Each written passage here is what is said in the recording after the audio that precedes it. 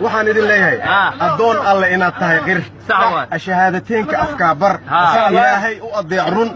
awaamirta rasuul raac sidaasaa lagu faray aday u bishaaree bulshadoo dhan adiyo shirkiga badii xir beeca alloo barakay dheh baryaha khamiis iyo isniin soon ilaahay baryadiis badi salaadaha rugnigiis sax wuduu'yada sifadiis sug